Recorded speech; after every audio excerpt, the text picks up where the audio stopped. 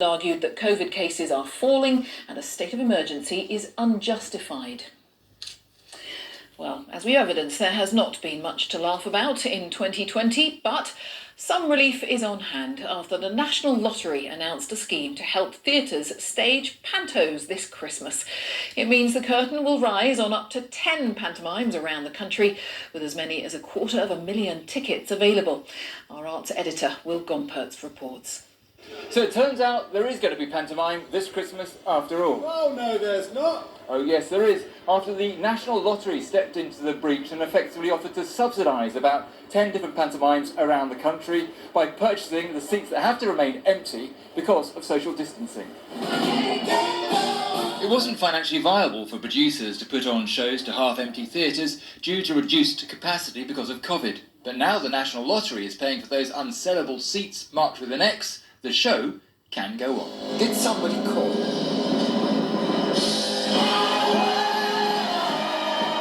It's been a hard secret to keep because there's been talk about this for weeks and months, and I couldn't tell anyone because everyone said gossipy because they've got nothing else to do.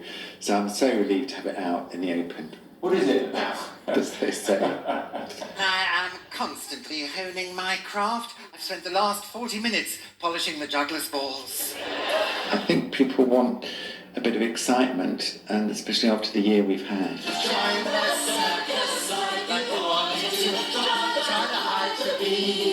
Normally we would be planning shows 14 months in advance. Now we've kind of got about 8 weeks, but it's kind of all hands to the pump to make it happen and deliver some joy, create some jobs, and get some of these theatres open.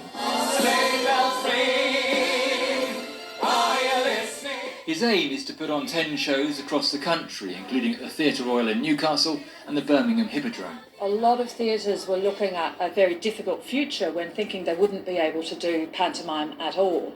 And so this National Lottery scheme now gives them a lifeline. The enterprise isn't without risk. It's possible audiences won't come or theatres might have to close again. But for those involved, it's a chance worth taking to provide a bit of Christmas cheer to end a dismal year.